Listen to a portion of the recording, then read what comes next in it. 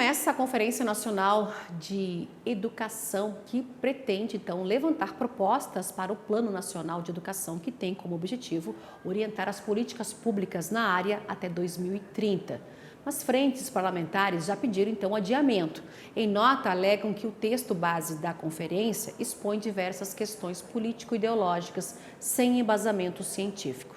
Sobre o assunto, eu converso agora com o Christian Lobauer, que é consultor em agronegócio. Boa tarde, Christian. Boa tarde, prazer em falar com vocês no AgroMais. Todo nosso, viu, Christian?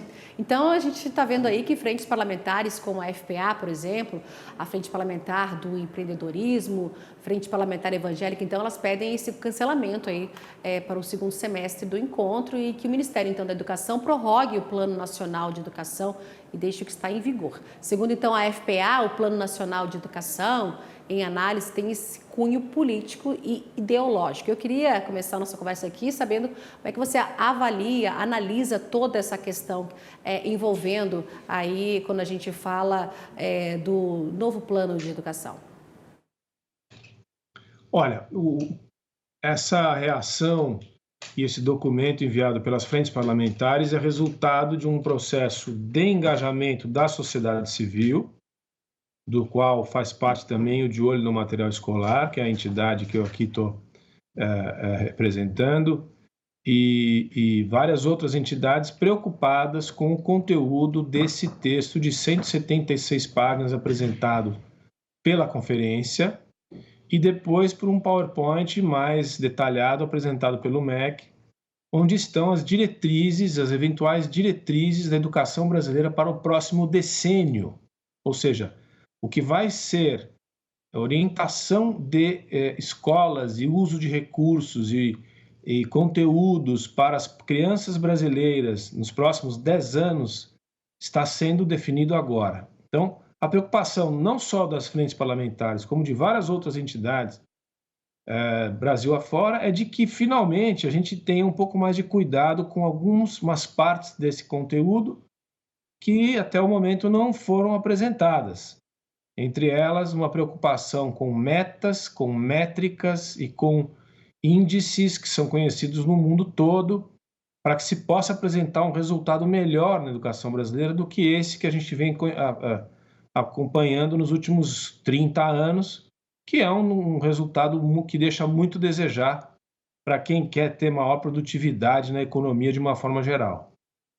Christian, em novembro passado, não só a gente, mas a imprensa toda divulgou, né, durante a prova do Enem, surgiram questões que atacaram o agronegócio brasileiro e a prova recebeu críticas que, segundo entidades que a gente conversou aqui, distorciam então a atuação, a realidade do agronegócio, né, e que não tinham então esse embasamento científico.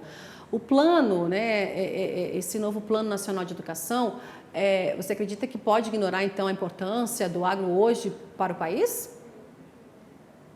Infelizmente, mantido como está e mantidas as orientações que estão insinuadas nesse documento, a resposta é sim. O agronegócio brasileiro vai ficar numa condição muito ruim. As crianças brasileiras não vão ter acesso àquilo que é o óbvio desse país, que é o desenvolvimento social das maiores regiões e das cidades mais importantes do país tem acontecido justamente nas áreas onde há desenvolvimento da agricultura, né? O que está nesse documento, que indica as diretrizes até o momento, por exemplo, que o MST seria a organização responsável pela educação ecológica das crianças brasileiras na próxima década. Ou, por exemplo, que o setor privado não é uma boa referência quando se trata de educação ou até de atividade de desenvolvimento econômico e prosperidade para uma sociedade como a brasileira. Tem uma posição refratária ao setor privado de uma forma geral e ao setor da agricultura de uma forma particular. Então, é muito difícil aceitar um documento com esse perfil. A sociedade brasileira está atenta, as organizações da sociedade civil estão atentas, e isso não vai poder passar.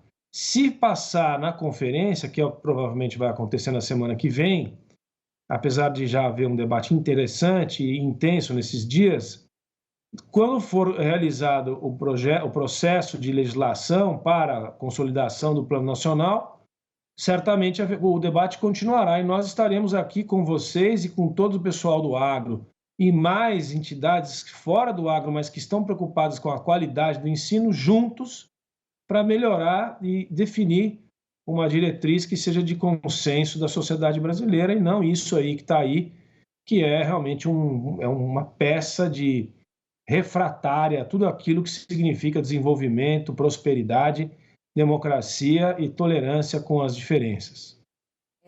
O Christian, até segundo a associação aí de olho no material no material escolar que você também faz parte, já falou aqui para a gente de um estudo da USP, né, em relação ao material didático das escolas públicas e que ele então fala do agro, não é 40%, mas 3% com dados científicos. E até aqui o de olho no material escolar citou isso como material opinativo, né, esses 3%. Aquele agro do passado que não poderia então ser mais ensinado hoje nas salas de aula, porque a gente tem muita tecnologia, desenvolvimento nas cultivares, cuidado com o solo e a preocupação com o meio ambiente. Então, aí, segundo a associação, a criança, como você também está colocando aí, o estudante, ele precisa saber desses avanços, né? Precisa, então, eu te pergunto, mais interlocução com o Ministério da Agricultura e Pecuária, com a Embrapa, com institutos científicos, né, até com o próprio governo para tentar mudar um pouco esse viés? Olha, é exatamente o que você colocou. Em 2022, o De Olho no Material Escolar, junto com o apoio de várias entidades, fez um estudo grande com a FIA, a pedido do por orientação do Ministério da Educação, que considerava a FIA uma instituição ilibada, de boa reputação. Nós fizemos uma revisão dos 84 principais livros escolares das principais editoras do país. E todas as questões vinculadas à agricultura foram revisadas. E essa revisão foi entregue ao Ministério em outubro de 2022. Infelizmente, o ano passado todo esse material ficou engavetado pelo novo governo. O que nós fizemos foi apenas dizer o seguinte, isso que você acabou de dizer, 3% do que os livros escolares falam para mais de 15 milhões de crianças e adolescentes no Brasil há mais de 20 anos são coisas que não existem mais. Por exemplo, o trabalho escravo na cana-de-açúcar, ou que a pecuária destrói a Amazônia, ou que o alimento brasileiro está envenenado com agrotóxico, etc, etc, etc. São ensinamentos que não correspondem à realidade do país e muito menos ao que faz a produção agrícola brasileira e os benefícios que traz para a prosperidade do país. Então, isso já está pronto. O que a gente só pede, e vai continuar pedindo e até exigindo que as autoridades prestem atenção, é que esse material tem que ser feito com fontes científicas. Que tal utilizar a Embrapa, o Ministério da Agricultura, o CDE, a FAO e tantas outras instituições respeitadas mundo afora que têm dados muito diferentes desses que estão nos livros escolares hoje.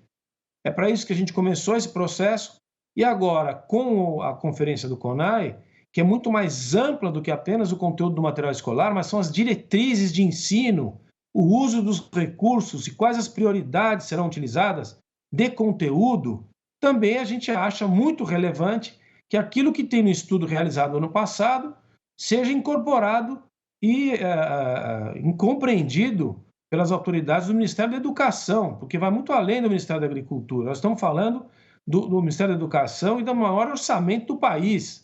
Para as próximas gerações, é uma questão de interesse nacional. Você não pode falar só de diversidade, equidade, inclusão e não ensinar a garotada a aprender as 4 operações e ler um texto e interpretar o texto. É disso que nós estamos falando aqui.